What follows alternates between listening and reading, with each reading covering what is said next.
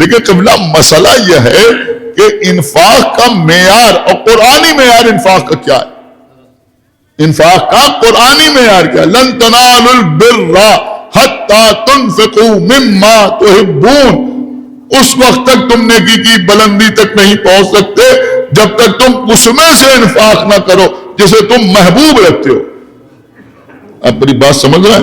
یعنی جو چیز آپ کو پسند ہے، جسے آپ محبوب رکھتے ہیں، جو چیز آپ کو اچھی لگتی ہے، جو چیز آپ کو درکار ہے، جو چیز آپ کی ضرورت ہے، اگر آپ اس میں سے انفاق کر رہے ہیں تو اللہ کہہ رہا ہے کہ تم نیکی کی بلندی پر فائز ہوگے.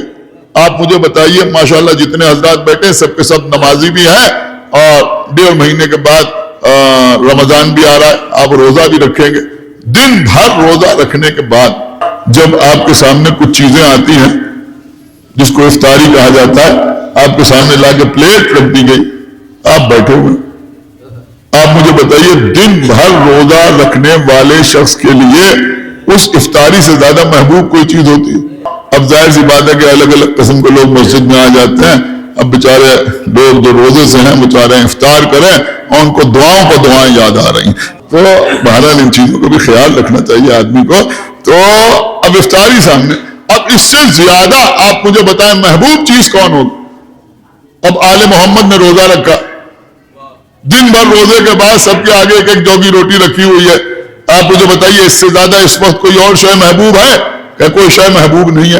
اور اللہ کیا کہہ رہا ہے کہ تم نیکی کی بلندی پر اس وقت تک نہیں پہنچ سکتے جب تک اس میں سے انفاق نہ کرو. سب نہیں، یہ نہیں کہا جا رہا سب اٹھا کے دے دو، بلکہ یہ کہا جا رہا اس میں سے انفاق نہ کرو.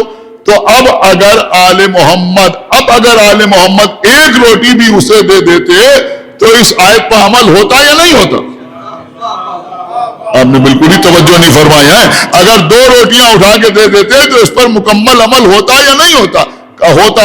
اس لیے کہ یہی تو معاملہ ہے کہ اس میں سے تو اب جو محبوب تھا اس میں سے اٹھا کے ایک روٹی دے دی، تب بھی اللہ ان کو جزا عطا کرتا، تب بھی یہ نیکی کی بلندی پر فائز ہوتے. لیکن یہاں اس میں سے انفاق نہیں ہوا. غور کر رہے ہیں آپ؟ اس کو انفاق نہیں کہتے، اس کو ایثار کہتے ہیں. اس کا درجہ بلند ہے. انہوں نے کیا کیا کہ سب نے روٹیاں اٹھا کے دے دی. تو عزیزوں اگر ایک روٹی اٹھا کے دے دیتے تب بھی اللہ کہتا وَجَزَاهُمْ بِمَا صَبَرُوا جَنَّةً وَحَرِيرًا. لیکن کیونکہ قرآن کے معیار سے آگے بڑھ کے انفاق سامنے آیا، لہذا اللہ نے کہا وَسَعْيُكُمْ مَشْكُورًا، اللہ تمہارا شکریہ بھی ادا کرتا ہے.